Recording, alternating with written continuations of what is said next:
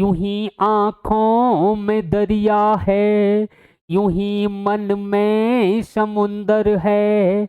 हमारे दर्द का मंजर हमारे दिल के अंदर है, मगर होठों से हंसने की कला जो सीख ली हमने, जमाना सोचता है हम ही दुनिया के सिकंदर हैं। Hello friends, good morning all of you. मैं यूपी ग्लोबल कोचिंग में आपका हार्दिक स्वागत करता हूं और आशा करता हूं आप लोग स्वस्थ होंगे, तंदुरुस्त होंगे, मस्त होंगे। आज हम दोस्तों एक नए अध्याय पर डिस्कस करने वाले हैं और ये ज्योग्राफी के अंतर्गत जिस अध्याय पर हम डिस्कस करेंगे वो हमारा उत्तरी पर्वतीय क्षेत्र अर्थात हिमालय पर हम डिस्कस करने वाले हैं, क्योंकि हिमालय से एग्जाम में बहुत ज़्यादा क्वेश्चन बनते हैं। हिमालय के वर्गीकरण को लेके भी बनते हैं, हिमालय के सिद्धांत जो उत्पत्ति से संबंधित हैं वहाँ से भी दोस्तों क्वेश्चन पूछे जाते हैं। आइए दोस्तों अपने टॉपिक को शुरू करते हैं, अपने टॉपिक की ओर चलते हैं, अपने टारगेट की ओर चलते हैं। और हमारा टारगेट क्या है? लक्ष्य हर हाल में जीतना है, हर हाल में दोस्तों नौकरी लेनी है, हर हाल में जॉब लेनी है। यहाँ पे अगर हम बात करें कंप्लीट इंडियन ज्योग्राफी, इसको हमें 40 आवर्स में दोस्तों कवर करना है। और यहाँ पे 40 आवर्स में जो हम कवर करेंगे वो यहाँ पे स्टैटिक का जो पार्ट है उसको भी दोस्तों हम कवर करेंगे। आइए दोस्तों चलते हैं टॉपिक की ओर। यहाँ पे दोस्तों अगर सबसे पहले अगर हम बात करें तो यहाँ हमें भारत का भौतिक विभाजन देखना है। भारत का भौगोलिक विभाजन की अगर हम बात करें दोस्तों, देखिए फटाफट, भारत का भौगोलिक विभाजन। अगर हम भारत के भौगोलिक विभाजन की बात करें तो भौगोलिक विभाजन जो दोस्तों आपको देखना है ये यहाँ पे आपको कुछ विकों में 4 तरीके से मिल जाएगा, यानी कि 4 भागों में बांटा गया है। भौगोलिक भाग जो भारत के वो 4 हैं, लेकिन दोस्तों एनसीईआरटी की बात करें तो एनसीईआरटी में इसके जो विभाजन दे रखे हैं वो 6 दे रखे हैं। ये 6 कौन कौन से हैं इन पे दोस्तों हमें बात करना है। पहला अगर हम बात करें तो आपको ध्यान रखना है उत्तरी पर्वतीय क्षेत्र। क्या ध्यान रखना है? उत्तरी पर्वतीय क्षेत्र। दूसरे की अगर हम बात करें दोस्तों तो सेकंड नंबर पे यहाँ ध्यान रखना है मध्य का मैदान, मध्य का मैदान। अगर हम तीसरे नंबर पे बात करें तो यहाँ हम देख सकते हैं पश्चिमी मरुस्थल। क्या देख सकते हैं दोस्तों? पश्चिमी मरुस्थल की बात कर सकते हैं। इसके अलावा अगर हम चौथे नंबर पे देखें तो प्रायद्वीपीय पठार की बात कर सकते हैं। इसकी दोस्तों प्रायद्वीपीय पठार, प्रायद्वीपीय पठार। इसके अलावा दोस्तों अगर हम आगे बात करना चाहें तो आगे यहाँ पे जो 5 नंबर पे हम देख सकते हैं तटीय क्षेत्र। इसको देख सकते हैं तटीय क्षेत्र। तटीय क्षेत्र की बाद अगर हम दोस्तों यहाँ पे देखें तटीय क्षेत्र के बाद जो अगला पॉइंट हमें ध्यान रखना है 6 नंबर वाला, वो ध्यान रखना है द्वीपीय क्षेत्र। क्या ध्यान रखना है दोस्तों? द्वीपीय क्षेत्र ध्यान रखना है। इसमें जो सबसे बड़ा भाग है वो हमें ध्यान रखना है। ये जो भारत का भौगोलिक विभाजन किया गया है इसमें ये सबसे बड़ा भाग है, इस बात को दोस्तों हमें ध्यान रखना है। अगर छोटे भाग की बात की जाए तो ये द्वीपीय क्षेत्र है, ये भी छोटा ही है, ज़्यादा बड़ा नहीं है। अगर हम पश्चिमी मरुस्थल की बात करें तो ये भी दोस्तों छोटा ही भाग है। अब यहाँ पे सबसे बड़ा क्षेत्र हो गया। हमें जो विशेष रूप से डिस्कस करना है दोस्तों वो उत्तरी पर्वतीय क्षेत्र को लेकर करना है। ये जो 6 पार्ट हैं, 4 कौन कौन से हैं ये भी थोड़ा समझ लीजिए।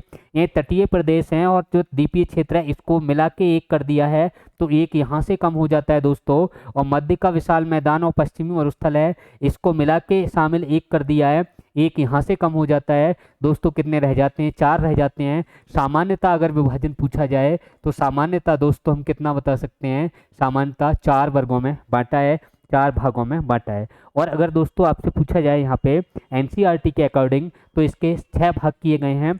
ये 6 कौन कौन से हैं दोस्तों, इसको आप थोड़ा हम मैप में भी देखेंगे, उसके बाद जो लिखा हुआ है दोस्तों उसको भी थोड़ा हम समझते हैं। यहाँ पे आप देखिए भारत का भौगोलिक विभाजन एनसीईआरटी 6 भाग बताती है, सामान्यतः इसके 4 भाग हैं। कौन कौन से हैं इनको आप बहुत अच्छे ढंग से देखिए। उत्तरी पर्वतीय भाग जिसका क्षेत्रफल 5 लाख वर्ग किलोमीटर है। प्रायद्वीपीय पठार की बात करें तो 16 लाख वर्ग किलोमीटर है। मध्य का विशाल मैदान देखें तो इसको 2 भागों में बांटा है, मैदानी भाग और पश्चिमी मरुस्थल। इसके अलावा दोस्तों जो तटीय क्षेत्र है या प्रदेश है उसको तटीय मैदान और द्वीपीय समूह के रूप में बांटा है। ये ऊपर ऊपर के जो हैं वो सामान्यतः 4 हैं, जबकि मध्य का विशाल मैदान इसके 2 पार्ट कर दिए, तटीय प्रदेश इसके 2 पार्ट कर दिए। तो यहाँ पे जो 2 बढ़ जाते हैं, अर्थात एनसीईआरटी कितना बताती है दोस्तों? 6 पार्ट बताती है। ये बात हमें ध्यान रखनी है। आगे हमें देखना है दोस्तों कि जो 6 पार्ट बताए इसमें हमें पहला पार्ट अभी कवर करना है, और पहले पार्ट क्या है दोस्तों, उत्तरी पर्वतीय क्षेत्र। उत्तरी पर्वतीय क्षेत्र, जो उत्तरी पर्वतीय क्षेत्र है इसमें दोस्तों सबसे पहले अगर हम बात करें तो थोड़ा मैप में इनको देखते हैं, और मैप क्या है ये आपके सामने है। इस मैप में दोस्तों बात करें तो ये जो भारत का ये ऊपर वाला हिस्सा आपको दिखाई दे रहा है ये उत्तरी पर्वतीय क्षेत्र है। क्या है दोस्तों, उत्तरी पर्वतीय क्षेत्र, इसको आपको ध्यान रखना है, उत्तरी पर्वतीय क्षेत्र। इसके अलावा दोस्तों ये जो नीचे आपको दिखाई दे रहा है ये वाला पूरा हिस्सा, ये जो यहाँ तक आपको मिलेगा, इसके बाद ये यहाँ पे असम वाले एरिया में थोड़ा सा हिस्सा मिलेगा, ये क्या है दोस्तों, तो आपको बताना है मध्य का मैदान। क्या ध्यान रखना है दोस्तों, मध्य का मैदानी भाग है ये, इसको हमें ध्यान रखना है। इसके अलावा दोस्तों ये जो हिस्सा आपको दिखाई दे रहा है इसे पश्चिमी मरुस्थल कहते हैं। क्या है दोस्तों, पश्चिमी मरुस्थल, आपको ध्यान रखना है। इसके अलावा दोस्तों ये जो आपको दिखाई दे रहा है ये प्रायद्वीपीय पठार है। क्या है दोस्तों, प्रायद्वीपीय पठार, प्रायद्वीपीय पठार, इसको ध्यान रखना है। इसके अलावा दोस्तों ये ग्रीन वाला भाग आपको दिखाई दे रहा है ये वाला, ये जो ग्रीन वाला ये जो भाग है जो अरब सागर से और बंगाल की खाड़ी से लगा है, ये जो हिस्सा है इसे तटीय क्षेत्र के नाम से जाना जाता है, तटीय क्षेत्र के नाम से। इसके बाद दोस्तों अगर हम देखें कि यहाँ पे ये जो हिस्सा आपको दिखाई दे रहा है ये जो लक्षद्वीप है, क्या है दोस्तों, लक्षद्वीप है, और इधर बंगाल की खाड़ी में ये आपको दिखाई दे रहा है ये अंडमान निकोबार है। क्या है दोस्तों, तो आपको ध्यान रखना है अंडमान एंड निकोबार, ये ध्यान रखना है। तो ये जो आते हैं दोस्तों, ये जो अंडमान निकोबार ये द्वीप समूह में आते हैं। किस में आते हैं दोस्तों, ये द्वीपों का समूह है, इसलिए इसको किस नाम से जानते हैं, द्वीप समूह में। इसमें लक्षद्वीप भी आता है और इसमें दोस्तों अंडमान एंड निकोबार भी आते हैं। फिर से आप समझिए, जो भौगोलिक विभाजन बताया ये भारत का मैप है, ऊपर का क्षेत्र उत्तरी पर्वतीय क्षेत्र है दोस्तों, इसको आपको ध्यान रखना है, जिसको हम हिमालय के रूप में अभी जानने वाले हैं। ये जो है ये मध्य का मैदानी भाग है, मध्य का मैदानी भाग दूसरा। तीसरा पश्चिमी मरुस्थल हो गया, ये वाला राजस्थान और गुजरात से लगा हुआ क्षेत्र जो पश्चिम में है। अगर हम चौथे की बात करें प्रायद्वीपीय पठार है। पांचवें की बात करें तो तटीय क्षेत्र है जो समुद्र की सीमाओं से लगा है। और जो द्वीप है दोस्तों इनको अगर हम काउंट करें तो ये किस में आता है दोस्तों, ये द्वीपीय क्षेत्र में आएगा, जिसमें अंडमान निकोबार और लक्षद्वीप ये दोनों हमारे शामिल होंगे। तो मैं आशा करता हूँ दोस्तों कि जो विभाजन है वो आपको क्लियर हो गया होगा। आइए अब चलते हैं, बढ़ते हैं अपने टॉपिक की ओर। और टॉपिक क्या है दोस्तों हमारा, यहाँ पे जो अभी हमें कवर करना है वो टॉपिक है हमारा हिमालय। और हिमालय में हमें देखना क्या है दोस्तों, अगर हम हिमालय के वर्गीकरण की बात करें, सबसे पहले हम हिमालय की बात करें तो हिमालय में जो हमें पढ़ना है, जो ध्यान रखना है दोस्तों, वो कौन कौन सी बातें एग्जाम के हिसाब से ज़्यादा महत्वपूर्ण हैं उनको कवर करते हुए हम लोग चलेंगे। इसके विस्तार पर भी अभी डिस्कस करेंगे, मैप में भी हिमालय को देखेंगे। सबसे पहले हमें इसकी देखनी है दोस्तों उत्पत्ति, और उत्पत्ति के बाद हमें जो देखना है दोस्तों वो वर्गीकरण देखना है। क्या देखना है, सबसे पहले हमें उत्पत्ति देखनी है, और उत्पत्ति के बाद क्या देखना है दोस्तों, इसका वर्गीकरण देखना है। अगर हम हिमालय की उत्पत्ति के बारे में बात करें तो यहाँ पे दो सिद्धांत हमें देखने को मिलेंगे दोस्तों। क्या मिलेगा, दो सिद्धांत देखने को मिलेंगे, और ये दो सिद्धांत कौन कौन से हैं दोस्तों, इनको हमें कवर करना है। अगर मैं यहाँ पहले सिद्धांत की बात करूँ तो जो कोबर साहब हैं, यानी कोबर ने दिया है एक सिद्धांत, कोबर साहब ने जो दिया वो भूसन्नति का सिद्धांत दिया। कौन सा सिद्धांत दिया दोस्तों, भूसन्नति का सिद्धांत, आपको ध्यान रखना है। भूसन्नति का सिद्धांत किसने दिया, कोबर साहब ने दिया।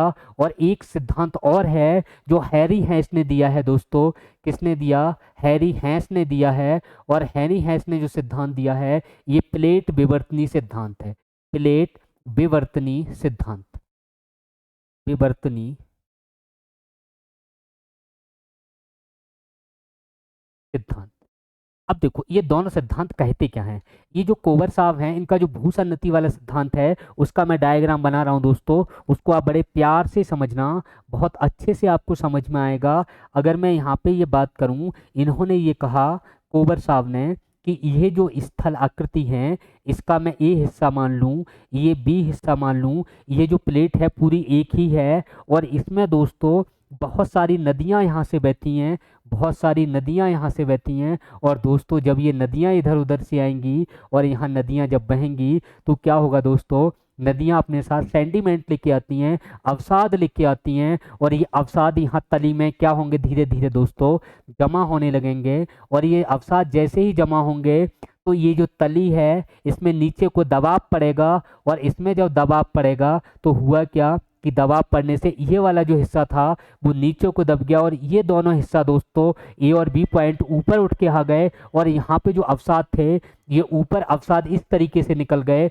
और इस तरीके से ये हिमालय का निर्माण हुआ दोस्तों। ये कौन कहता है, ये कहते हैं दोस्तों हिमालय का निर्माण जो हुआ इसे कोवर साहब बताते हैं। इस तरीके से क्या बन गया दोस्तों, हिमालय बन गया। और हिमालय ये जो बना ये बलित पर्वत के रूप में बना। ये आपको कोवर साहब का भूसन्नति सिद्धांत आपको क्लियर हो गया होगा। नेक्स्ट अगर मैं प्लेट विवर्तनीय सिद्धांत की बात करूं तो इसमें दोस्तों ये भाई साहब क्या बताते हैं उसको थोड़ा समझते हैं, फिर इनकी कॉमन बातें क्या हैं दोस्तों उनको भी अभी हम जानेंगे। इन्होंने कहा कि दो प्लेटें हैं, एक प्लेट कौन सी है दोस्तों, यूरेशियन प्लेट है। कौन सी प्लेट है, यूरेशियन प्लेट है। दूसरी प्लेट कौन सी है दोस्तों, तो इन्होंने कहा ये भारतीय प्लेट है। कौन सी प्लेट है, भारतीय प्लेट है। और इन दोनों के बीच यहाँ जो क्षेत्र है इसको भूसन्नति कहा। क्या कहा दोस्तों, भूसन्नति कहा। और जो भूसन्नति इन्होंने इस क्षेत्र को कहा है तो यहाँ पे आपको ध्यान रखना है कि ये जो क्षेत्र है यहाँ पे अथाह जल राशि है। अथाह यहाँ पे क्या है दोस्तों, जल राशि है। और इस जल राशि को क्या नाम दिया गया है, यहाँ जो जल राशि है इसे दोस्तों तैथिस सागर कहा गया। क्या कहा गया दोस्तों, तैथिस सागर, यानी कि तैथिस सागर। और यहाँ पे क्या है, जब ये भूसन्नति यहाँ होगी, जब यहाँ अवसाद धीरे धीरे जमा होंगे तो इन्होंने ये जो प्लेटें हैं यूरेशियन प्लेट और भारतीय प्लेट, इनमें क्या बताया दोस्तों, इनमें बताया कि इन प्लेटों में क्या हुआ, अभिसारी अभिसारी गति हुई। प्लेटों में कौन सी गति हुई दोस्तों, अभिसारी गति हुई। ध्यान रखना है कौन सी गति हुई दोस्तों, अभिसारी गति हुई। और अभिसारी गति जब हुई दोस्तों तो हुआ क्या कि ये प्लेटें खिसक के एक दूसरे की ओर आने लगी। यानी ये जो प्लेट है ये इधर को खिसकने लगी, ये जो प्लेट है ये इधर को खिसकने लगी। जब ये प्लेटें एक दूसरे की ओर खिसकेंगी तो यहाँ पे क्या होगा दोस्तों, ये जो अवसाद हैं, यहाँ जो अवसाद थे ये अवसाद इस तरीके से मोड़दार रूप में आ गए। और यही क्या है दोस्तों, हिमालय है। ये बात किसने कही दोस्तों, ये कही हैरी एस साहब ने कही। और कोवर साहब ने क्या कहा कि जो अवसाद थे जो नीचे दब गए, यहाँ पे जो इकट्ठे होते रहे धीरे धीरे, और दबाव जैसे ही पड़ा ये दोनों हिस्से दोस्तों ये ऊपर को उठा, ये ऊपर को उठा। और जो बीच में जो यहाँ पे अवसाद थे, सेंडिमेंट थे, वो ऊपर इस तरीके से निकलने लगे। और इसको इन्होंने क्या कहा कि यही हिमालय है। ये दो सिद्धांत हैं दोस्तों, ये वेरी इंपॉर्टेंट हैं जो आपको ध्यान रखने हैं। यानी हैरी है इसका प्लेट विवर्तनीय सिद्धांत, और किसका दोस्तों, जो कोवर साहब हैं इनका भूसन्नति का सिद्धांत। ये दोनों हमें दोस्तों ध्यान रखने हैं। अब देखो यहाँ से किस तरीके के क्वेश्चन पूछे गए हैं। अगर मैं यहाँ पे बात करूँ दोस्तों, जो क्वेश्चन पूछे गए हैं उन्हीं को मैं डिस्कस कर रहा हूँ कि जो हिमालय की उत्पत्ति है दोस्तों, हिमालय की उत्पत्ति, अगर हिमालय की उत्पत्ति किससे हुई है तो आपको आंसर देना है दोस्तों तैथिस सागर से। किससे हुई है दोस्तों, तैथिस सागर से। अगर आपसे पूछा जाए कि हिमालय का गर्भगृह किसको कहा जाता है, हिमालय का गर्भगृह, ये सारी बातें पूछी गई हैं।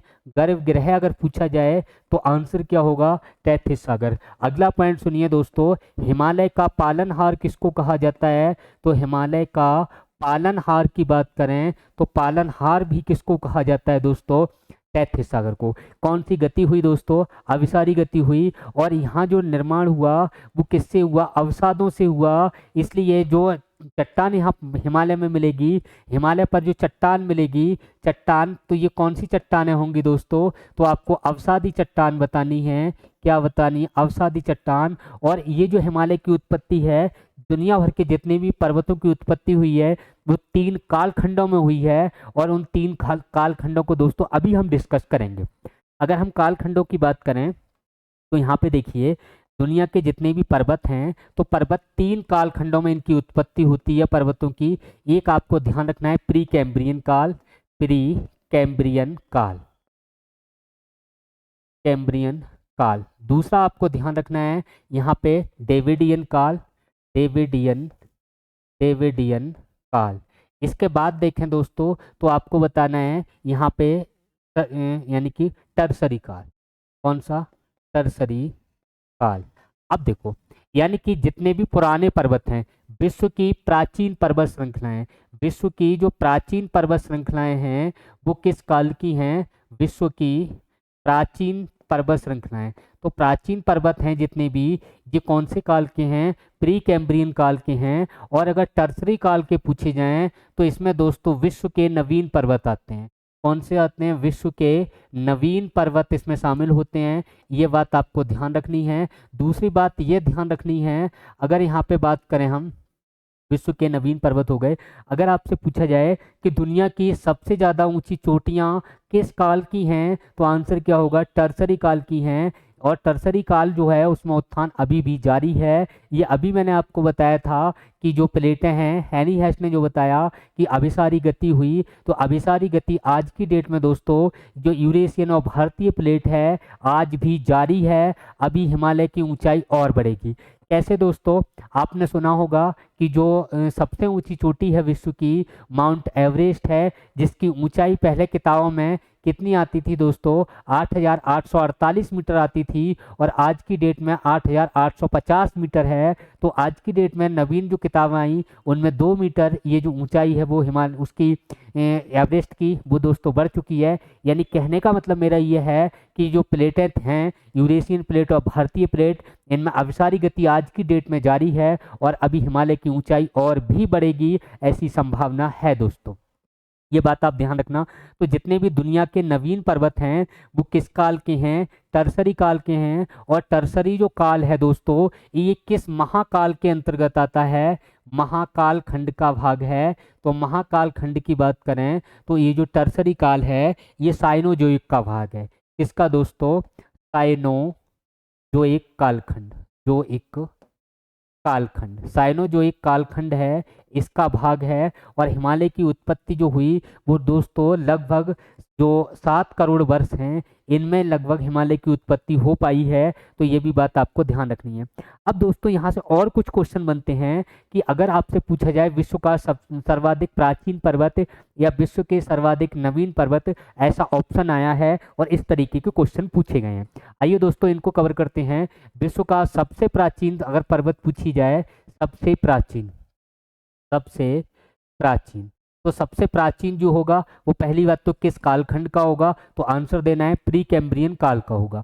दूसरी बात यहाँ पे ध्यान रखनी है कौन सा है, तो आप बता देना दोस्तों अरावली पर्वत श्रेणी। क्या? अरावली पर्वत श्रेणी। अगर मैं अरावली पर्वत श्रेणी की बात करूं तो ये किस काल की है? प्री कैम्ब्रियन काल की है। और ये कहाँ है दोस्तों? भारत में है, राजस्थान में है, ऐसे हम कह सकते हैं। दूसरी कौन सी है? तो दूसरी आपको यहाँ पे दोस्तों ध्यान रखना है, अल्पेशियन पर्वत है। अल्पेशियन पर्वत। अगर हम अल्पेशियन पर्वत की बात करें तो अल्पेशियन पर्वत श्रेणी कहाँ है ये? तो आपको बताना है ये दोस्तों नॉर्थ अमेरिका में है, बोलें तो उत्तरी अमेरिका में। कहाँ है दोस्तों? उत्तरी अमेरिका में। इसके अलावा दोस्तों और आपको प्राचीन यहाँ पे ध्यान रखनी है, तो प्राचीन और भी हम यहाँ पे ध्यान रख सकते हैं, जैसे यूराल पर्वत। यूराल पर्वत कहाँ है दोस्तों? रूस के अंदर है। तो यूराल पर्वत श्रेणी, यूराल पर्वत श्रेणी, ये पूराल नहीं है, यूराल है दोस्तों, इसको ढंग से सही कर दे रहा हूँ, यूराल पर्वत श्रेणी। अगर यूराल पर्वत श्रेणी की बात करें या यूराल पर्वत कहाँ है, तो आंसर आप क्या बताएंगे दोस्तों? रूस है। इसके अलावा और हम देख सकते हैं जो विंध्याचल पर्वत है, विंध्याचल, ये भी किसका भाग है? विंध्याचल। तो इसको भी बताना है प्री कैम्ब्रियन काल का, यानी प्राचीनतम पर्वत है। अगर यहाँ पे हम बात करें दोस्तों सतपुड़ा की, तो ये भी किसके अंतर्गत आता है? सतपुड़ा, ये भी प्राचीन पर्वतों के जो पर्वत हैं उनके अंतर्गत आता है। यानी इसको ध्यान रखना, विश्व का सबसे प्राचीन पर्वत कौन सा है? विश्व का सबसे प्राचीन पर्वत। तो आपको ध्यान रखना है दोस्तों, विश्व का जो सबसे प्राचीन पर्वत है वो कौन सा है? अरावली पर्वत श्रेणी है या अरावली पर्वत है, जो कि दोस्तों इंडिया के अंतर्गत है।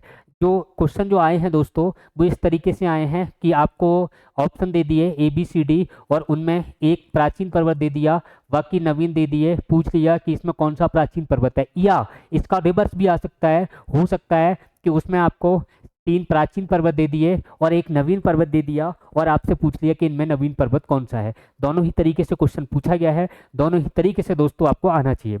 आगे अगर हम बात करें, टर्सरी काल के आपको ध्यान रखने हैं, डेविडियन काल के ध्यान नहीं रखने हैं। टर्सरी काल के में पूछा जाता है कि निम्न में कौन सा नवीन पर्वत है, कौन सा प्राचीन पर्वत है। इसी टाइप के क्वेश्चन अब तक एग्जाम में आए हैं, वही दोस्तों हमें पढ़ना है। अगर हम दोस्तों यहाँ पे बात करें तो यहाँ पे सबसे पहले आपको देखना है विश्व के, चलो इसको आगे बता दे रहा हूँ, टर्सरी काल के पर्वत, टर्सरी काल के पर्वत। अब इन पर्वतों की क्या विशेषताएं हैं, तो पहला यहाँ पे आपको ध्यान रखना, विश्व की ऊंची चोटियाँ, विश्व की ऊंची चोटियाँ, ऊंची चोटियों की बात करें तो ये कौन से काल की होंगे, तो आपको बताना है दोस्तों ये टर्सरी काल के होंगे। और अगर टर्सरी काल के होंगे तो दोस्तों एक बात और ध्यान रखना, इनका निर्माण किससे हुआ होगा, अवसादों से हुआ होगा। किससे हुआ होगा निर्माण दोस्तों, अवसादों से हुआ होगा, जैसा कि हिमालय का हुआ है। दूसरी बात दोस्तों यहाँ पे ध्यान रखनी है कि विश्व के जो मोड़दार पर्वत हैं, यानी कि जितने भी मोड़दार जो पर्वत हैं, ये मोड़दार पर्वत कैसे होंगे दोस्तों, मोड़दार पर्वतों की बात करें तो ये टर्सरी काल के ही हैं। और जो पुराने पर्वत हैं दोस्तों, प्री कैम्ब्रियन काल के हैं, उनमें क्या हुआ दोस्तों कि ऊपर से अपक्षय की क्रिया द्वारा उनकी जो ऊंचाई थी वो धीरे धीरे घटती गई और आज की स्थिति में वो फ्लैट हैं, यानी कि एक पठार का रूप में आने वाले हैं। तो इस तरीके से आप ध्यान रखना कि ये पर्वत कैसे होंगे, मुर्दार पर्वत होंगे। और इन्हीं पर्वतों पर दोस्तों जो ऊंची चोटियां हैं वो आपको मिलेंगी। जैसे हम बात करें हिमालय पर्वत की, तो हिमालय पर्वत कैसा है, मोरदार पर्वत है, टर्सरी काल का है, अवसादी चट्टानों का बना है और विश्व की सबसे ऊंची चोटी हिमालय पर ही है। कौन सी है दोस्तों, एवरेस्ट है। ये बातें दोस्तों हमें ध्यान रखनी है। नेक्स्ट यहाँ पे जो हमें ध्यान रखना है कि टर्सरी काल के या नवीन पर्वत कौन कौन से हैं। तो नवीन पर्वत में आपको ध्यान रखना है, सबसे पहले आप यहाँ पे जो भारत का चाहे भारत का लिख लो, और का लिखना चाहो और का लिख लो, और का ही लिख लो। अभी मैं एक सीक्वेंस आपको बताऊंगा, इस तरीके से आपको 2-3 बातें यहाँ पे याद हो जाएंगी। जैसे अगर हम बात करें एंडीज पर्वत, एंडीज पर्वत, अगर हम दोस्तों एंडीज पर्वत की बात करें तो ये कहाँ का है दोस्तों, दक्षिण अमेरिका का है। कहाँ का है दोस्तों, दक्षिण अमेरिका, आपको ध्यान रखनी है। और इसकी विशेषता क्या है दोस्तों, एंडीज पर्वत की विशेषता क्या है, तो विशेषता में आपको बताना है कि ये जो विश्व की सबसे लंबी पर्वत श्रेणी है। क्या विशेषता ध्यान रखनी है दोस्तों, क्योंकि ये क्वेश्चन कई बार पूछा गया है। विश्व की सबसे लंबी पर्वत श्रेणी, विश्व की सबसे लंबी पर्वत श्रेणी पूछी जाए, लंबी पर्वत श्रेणी, तो आंसर क्या होगा दोस्तों, तो आपको बताना है दोस्तों कौन सा है, एंडीज पर्वत श्रेणी है, जो कहाँ है दोस्तों, दक्षिण अमेरिका में है। दूसरे नंबर पे जो आती है दोस्तों वो रॉकी पर्वत है। दूसरे नंबर पे जो आपको ध्यान रखना है, दूसरे नंबर पे क्या है दोस्तों, रॉकी पर्वत है। और रॉकी पर्वत की बात करें तो ये कहाँ है, तो आपको बताना है उत्तरी अमेरिका में है। कहाँ है, उत्तरी अमेरिका में है। नेक्स्ट क्वेश्चन अगर आपसे पूछा जाए कि विश्व की दूसरी सबसे लंबी पर्वत श्रेणी तो कौन सी हो जाएगी, विश्व की दूसरी सबसे लंबी पर्वत श्रेणी तो कौन सी हो जाएगी, दूसरी सबसे लंबी पर्वत श्रेणी आप बता दोगे दोस्तों, रॉकी पर्वत कहाँ है, उत्तरी अमेरिका में है। तीसरे की अगर हम बात करें दोस्तों तो तीसरे में आपको ध्यान रखना है अपनी वाली, और अपनी वाली कौन सी, हिमालय भारत में स्थित है। तो यहाँ पे सीधा सीधा ध्यान रखना है हिमालय पर्वत श्रेणी। क्या ध्यान रखना है दोस्तों, हिमालय पर्वत श्रेणी। अगर हम हिमालय पर्वत श्रेणी की बात करें तो ये विश्व की तीसरी सबसे लंबी श्रेणी है। विश्व की तीसरी सबसे लंबी पर्वत श्रेणी आपको बतानी है। कौन सी है दोस्तों, हिमालय पर्वत श्रेणी है। इंपॉर्टेंट है दोस्तों, क्वेश्चन पूछा गया है कि जो हिमालय पर्वत श्रेणी है वो विश्व के कौन से नंबर की है, तो आंसर क्या देना है दोस्तों, तीसरे नंबर की है। चौथी आपको ध्यान रखनी है ग्रेट डिवाइडिंग रेंज। चौथी कौन सी ध्यान रखनी है दोस्तों, ग्रेट डिवाइडिंग रेंज। अगर हम ग्रेट डिवाइडिंग रेंज की बात करें तो ये कहाँ की है दोस्तों, तो ऑस्ट्रेलिया की आपको बतानी है। कहाँ की है? ऑस्ट्रेलिया। यानी ऑस्ट्रेलिया की सबसे लंबी पर्वत श्रेणी है। और विश्व में देखें तो दोस्तों ये चौथे नंबर पे आती है, ग्रेट डिवाइडिंग रेंज। ये बातें आपको दोस्तों ध्यान रखनी है, क्योंकि यहाँ से क्वेश्चन आए हुए हैं कि निम्न में कौन सी नवीन श्रेणी है, कौन सी दोस्तों प्राचीन पर्वत श्रेणी है। इस तरीके के क्वेश्चन आए हैं। इसलिए दोस्तों मैं आशा करता हूँ कि आपको ये बातें समझ में आ गई होंगी, क्योंकि यहाँ से क्वेश्चन डायरेक्टली पूछे गए हैं। आगे हम देखते हैं दोस्तों, इसके आगे ये हमने उत्पत्ति पढ़ ली। हिमालय के प्रकार कितने हैं, ये जो पर्वतों के प्रकार हैं कौन कौन से काल के हैं, जहाँ से क्वेश्चन आए हैं उस भाग को दोस्तों हमने कवर कर लिया। आइए दोस्तों अब देखते हैं हिमालय का वर्गीकरण। क्या देखेंगे दोस्तों, जो हिमालय है उसका हमें वर्गीकरण देखना है, और वर्गीकरण कितने तरीके से हुआ है इस पर भी दोस्तों अभी डिस्कस करना है। आइए दोस्तों, हिमालय का वर्गीकरण। हिमालय का वर्गीकरण। तो हिमालय का जो वर्गीकरण है दोस्तों, ये दो आधारों पर हुआ है। कितने आधार पर हुआ है? दो आधार पर। एक तो यहाँ पे कह सकते हैं दोस्तों ऊर्ध्वाधर आधार पर, ऊर्ध्वाधर, ऊर्ध्वाधर। और दूसरा ऊर्ध्वाधर बता सकते हैं, दूसरा आप बता सकते हैं दोस्तों क्षैतिज। क्या बता सकते हैं दोस्तों? क्षैतिज विभाजन। अगर ऊर्ध्वाधर को और हम किस नाम से जानते हैं तो आपको यहाँ लंबवत भी बता सकते हैं, यहाँ पे दोस्तों आप ऊंचाई के आधार पर भी बता सकते हैं। ऊर्ध्वाधर बोलें या लंबवत बोलें या ऊंचाई के आधार पर बोलें। क्या बोलें दोस्तों? ऊंचाई के आधार पर। दूसरा क्या है दोस्तों? क्षैतिज, या इसी क्षैतिज को कहते हैं दोस्तों प्रादेशिक विभाजन। क्या कहते हैं दोस्तों? प्रादेशिक विभाजन। प्रादेशिक विभाजन, इसको ध्यान रखना है। और यहाँ लंबवत या ऊंचाई के आधार पर इसको हमें ध्यान रखना है। यहाँ पे जो बांटा गया है दोस्तों, यहाँ पे भी इसको चार टाइप में बांटा गया है। और यहाँ पे जो प्रादेशिक विभाजन है दोस्तों, ये भी कितने भागों में? चार भागों में बांटा गया है। एक और क्वेश्चन बनता है कि प्रादेशिक विभाजन दोस्तों ये किसने किया, तो आपको नाम बताना है सिडनी बोरार्ड। यानी प्रादेशिक विभाजन किसने किया, तो आपको ध्यान रखना है सिडनी बोरार्ड द्वारा किया गया, बोरार्ड द्वारा। यानी कि प्रादेशिक विभाजन किसने किया दोस्तों? सिडनी बोरार्ड, आपको ध्यान रखना है। और ये जो यहाँ पे लंबाई या ऊंचाई के आधार पर विभाजन है, इसके चार टाइप हैं। प्रादेशिक विभाजन है, इसके भी चार टाइप हैं। कौन कौन से हैं इनको दोस्तों अभी हमें कवर करना है। यहाँ पे सबसे पहले देखिए आप, ऊंचाई के आधार पर विभाजन। ऊंचाई के आधार पर विभाजन।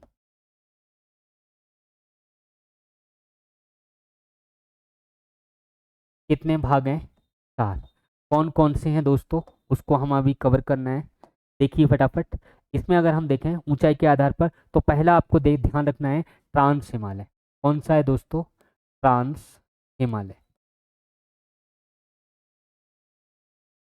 ट्रांस हिमालय। दूसरा दोस्तों आपको ध्यान रखना है, ट्रांस हिमालय के बाद आता है दोस्तों मध्य हिमालय। कौन सा आता है? मध्य हिमालय, या महान हिमालय, या बृहद हिमालय, या हिमाद्री हिमालय, जिसके जो अनेक सारे नाम हैं। यानी कि महान हिमालय कह सकते हैं, महान हिमालय। इसी को कहते हैं दोस्तों हिमाद्री हिमालय, क्योंकि यहाँ हर समय बर्फ जमी रहती है, इसलिए इसको हिमाद्री हिमालय भी कहते हैं।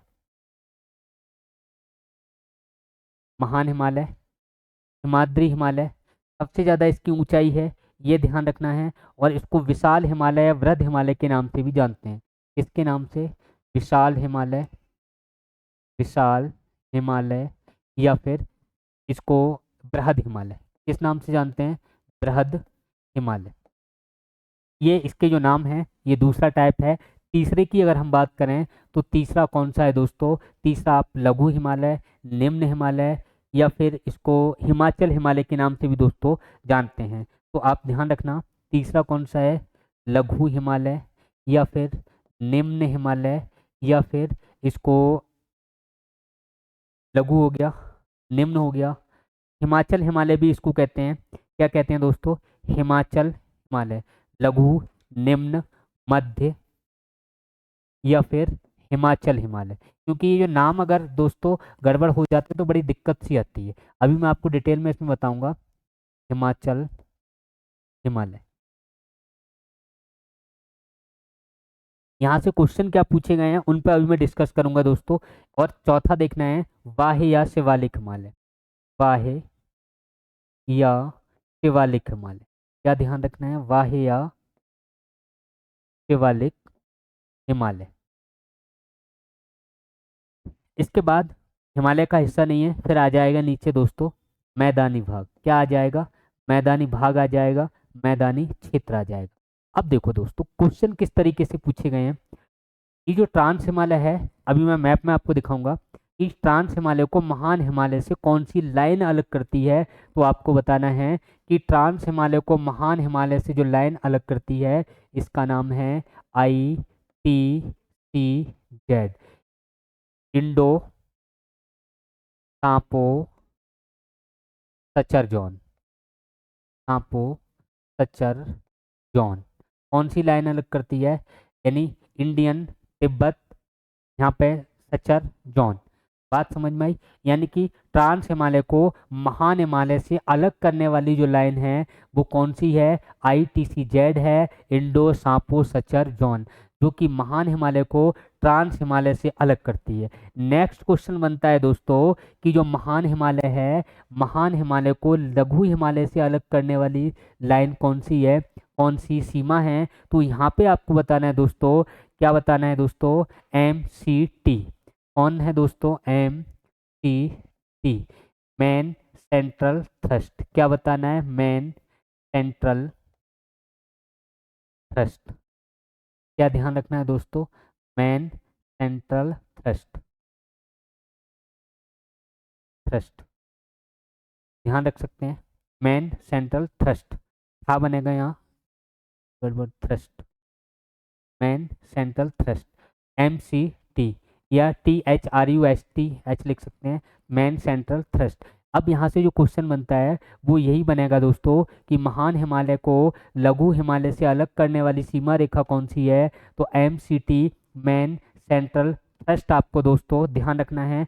आगे अगर देखें हम तो यहाँ ये जो वाला हिस्सा है, यानी कि लघु हिमालय को बाह्य हिमालय से या शिवालिक हिमालय से कौन सी लाइन अलग करती है, तो आपको बताना है MBT।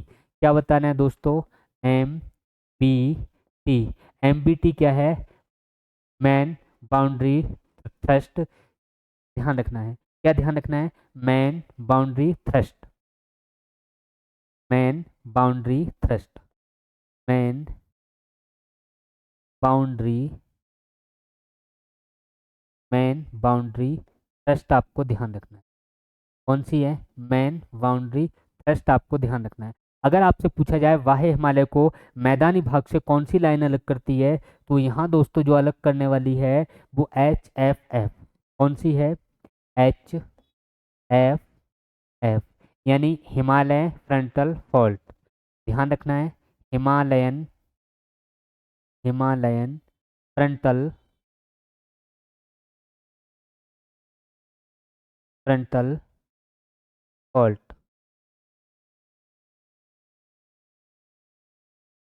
ये बात दोस्तों आपको ध्यान रखनी है। फिर से एक बार देखिए, इनका एक बार रिवीजन करते हैं। जो ट्रांस हिमालय है, ट्रांस हिमालय को महान हिमालय से अलग करने वाली जो लाइन है इंडो सांपू सचर जॉन ITCZ। महान हिमालय को लघु हिमालय से अलग करती है वो MCT है, मेन सेंट्रल थ्रस्ट आपको ध्यान रखना है। जो लघु हिमालय को बाह्य हिमालय से अलग करती है वो कौन सी लाइन है, तो MBT, मेन बाउंड्री थ्रस्ट आपको ध्यान रखना है। जो बाह्य हिमालय को या शिवालिक हिमालय को मैदानी भाग से अलग करती है वो क्या है, HFF, हिमालय फ्रंटल फॉल्ट। ये क्वेश्चन पूछे हुए हैं। जो 4 भागों में ऊंचाई के आधार पर बांटा है, ये जो अलग करते हैं इनको हमें ध्यान रखना है। आगे देखिए दोस्तों, इसको अगर मैं मैप में आपको दिखाऊं तो मैप में आप देख सकते हैं। अगर मैं मैप की बात करूं तो यहाँ पे इस तरीके से आप देख सकते हैं, ये जो ऊपर वाला हिस्सा है, यहाँ ये जो हिस्सा है, यहाँ पे जो आपको ध्यान रखना है ये ऊपर है, ये ट्रांस हिमालय है। सबसे उत्तर में कौन सा है, ट्रांस हिमालय है। ट्रांस हिमालय के बाद जो नीचे आएगा, ये जो लाइन यहाँ से यहाँ तक जाएगी, इसको मैं अभी बताऊंगा क्या है, ये महान हिमालय है। कौन सा दोस्तों, महान हिमालय। इसके बाद जो ऐसे ऐसे टुकड़ों में आएगा वो कौन सा होगा, तो वो आपको बताना है लघु हिमालय होगा, और इसके बाद यहाँ पे जो श्रेणियाँ आएंगी ये क्या होगा, शिवालिक हिमालय होगा। क्या होगा दोस्तों, शिवालिक हिमालय होगा। अगर मैं दोस्तों इनको अगर अच्छे से देखूं तो यहाँ पे इस ट्रांस को और इससे जो अलग करती है वो ITCZ है, इंडियन सांपो सचर जॉन, ये ध्यान रखना है। अब ये महान हिमालय को लघु हिमालय से जो अलग करती है ये कौन सी है, तो अब मैंने अभी आपको बताया था MCT, मेन सेंट्रल थ्रस्ट है। लघु हिमालय को शिवालिक से जो अलग करती है ये कौन सी है, MBT, मेन बाउंड्री थ्रस्ट, आपको ध्यान रखना है। और ये जो शिवालिक की श्रेणियां हैं इधर क्या है दोस्तों, मैदानी भाग है। ये जो मैदानी भाग है इनको जो अलग करती है सीमा रेखा, वो दोस्तों यहाँ पे जो करती है उसको आपको बताना है HFF, हिमालयन फ्रंटल फॉल्ट। आशा करता हूँ दोस्तों ये बातें आपको समझ में आ गई होंगी। आगे कुछ और ज़रूरी बातें हैं उनको अभी जानते हैं। अगर यहाँ पे हम देखें दोस्तों प्रादेशिक विभाजन, इसको अभी और कवर करते हैं। प्रादेशिक विभाजन, अगर हम प्रादेशिक विभाजन की बात करें दोस्तों तो ये किसने किया है, सिडनी बोरार्ड ने किया है। किसने किया है दोस्तों, तो आपको बताना है सिडनी बोरार्ड द्वारा किया गया है। बोरार्ड कितने भागों में बांटा है, तो आपको बताना है दोस्तों 4 भागों में बांटा है। और 4 भाग कौन कौन से हैं दोस्तों, पहले इनको लिख लेते हैं। इनमें पहला आपको ध्यान रखना है पंजाब हिमालय, उसके बाद ध्यान रखना है दोस्तों कुमायूं हिमालय, नेपाल हिमालय, असम हिमालय। यानी जो 4 भाग हैं ये कौन कौन से हैं, तो पहला आपको ध्यान रखना है दोस्तों पंजाब हिमालय। क्या ध्यान रखना है, पंजाब हिमालय, अभी आपको मैप पे दिखा दूंगा पंजाब हिमालय। दूसरे की बात करें तो कुमायूं हिमालय, कौन सा दोस्तों, कुमायूं, कुमायूं हिमालय। तीसरे की अगर हम बात करें दोस्तों तो तीसरा आपको बताना है यहाँ पे कुमायूं हो गया, पंजाब हो गया, नेपाल हिमालय, नेपाल हिमालय। और चौथा आपको बताना है दोस्तों यहाँ पे जो असम या अरुणाचल हिमालय, यानी असम हिमालय, असम हिमालय। बात समझ में आई दोस्तों, पंजाब हिमालय हो गया, पंजाब हिमालय के बाद कुमायूं हिमालय, नेपाल हिमालय और असम हिमालय। सबसे बड़ा हिमालय अगर यहाँ पे पूछा जाए तो आंसर क्या होता है, नेपाल हिमालय।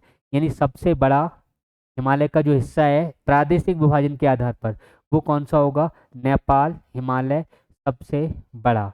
अगर हम बात करें सबसे छोटा तो सबसे छोटा कौन सा हो जाएगा दोस्तों, कुमायूं हिमालय हो जाएगा, जो कि सबसे छोटा हिस्सा है।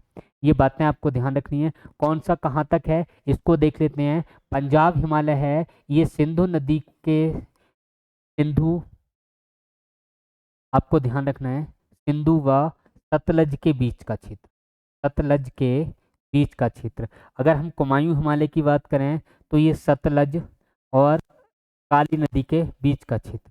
कौन सी नदी, सतलज और काली। अगर हम बात करें नेपाल हिमालय तो जो काली नदी है, काली नदी से तीस्ता नदी के जो बीच का क्षेत्र है दोस्तों ये क्या होगा, नेपाल हिमालय। और जो तीस्ता नदी है, इस तीस्ता नदी से, तीस्ता नदी से जो ब्रह्मपुत्र नदी आती है और जहाँ गार्ज बनाती है, यानी ब्रह्मपुत्र नदी, ब्रह्मपुत्र नदी जो यहाँ पे नदी गार जो बनाती है, दिहांग गार जो बनाती है, वहाँ तक का जो एरिया है दोस्तों वो किस नाम से जाना जाएगा, असम हिमालय के नाम से जाना जाएगा। इसको थोड़ा मैप पे आपको दिखा दे रहा हूँ दोस्तों।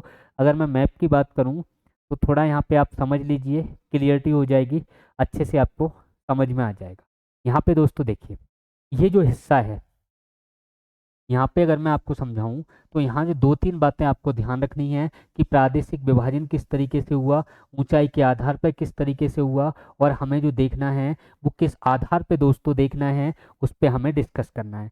आइए दोस्तों यहाँ पे अगर हम बात करें ऊंचाई के आधार पर विभाजन की तो कौन कौन सी बातें हमें यहाँ ध्यान रखनी है, वो बातें हमारी कौन सी हैं दोस्तों, उन पर थोड़ा डिस्कस करें।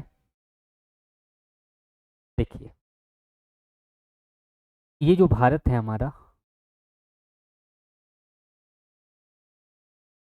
यहाँ आपको 2-3 बातें ध्यान रखनी है जो हमारे लिए बेहद ही ज़रूरी हैं। और वो बातें कौन सी हैं, यहाँ पे देखिए इधर से जो निकली वो कौन सी नदी निकली दोस्तों, तो आपको ध्यान रखना है सिंधु नदी ऐसे आती है, इस तरीके से यहाँ से निकलती है सतलज। सतलज के बाद यहाँ से जो नेपाल वाला है यहाँ से निकलती है काली नदी। और सिक्किम से यहाँ से निकलती है तीस्ता नदी। और इधर दोस्तों ये जो ब्रह्मपुत्र नदी आती है ये यहाँ से निकलती है सिंधु वाले एरिया से ही, और ऐसी होती हुई ऐसे आती है ये भारत में। अब आप देखिए, यानी कि यहाँ पे अगर हम बात करें दोस्तों तो ये हो गई कौन सी नदी, सिंधु नदी हो गई जो यहाँ से बाहर निकलती है, और यहाँ से सतलज नदी प्रवेश करती है। तो सतलज और सिंधु के ये जो बीच का क्षेत्र है ये दोस्तों पंजाब हिमालय हो गया। कौन सा हिमालय, पंजाब हिमालय। दूसरी बात, ये सतलज और यहाँ पे देखो ये काली नदी है। कौन सी नदी है, काली नदी। और सतलज और काली नदी के बीच का जो क्षेत्र है दोस्तों ये कुमायूं हिमालय हो गया। कौन सा हिमालय, कुमायूं हिमालय। इसी तरीके से ये जो काली और तीस्ता का बीच का क्षेत्र है ये जो क्षेत्र क्या कहलाया, नेपाल हिमालय। क्या कहलाया दोस्तों, नेपाल हिमालय कहलाया। और यहाँ से यहाँ तक का जो क्षेत्र है ये वाला, यहाँ जो गार्ज बनाती है वो कौन सा है दोस्तों, यहाँ पे जो गार्ज बनाएगी ब्रह्मपुत्र नदी वो कौन सा गार्ज बनाती है, दिहांग गार्ज बनाती है दोस्तों। कौन सा दोस्तों, दिहांग गार्ज, दिहांग गार्ज।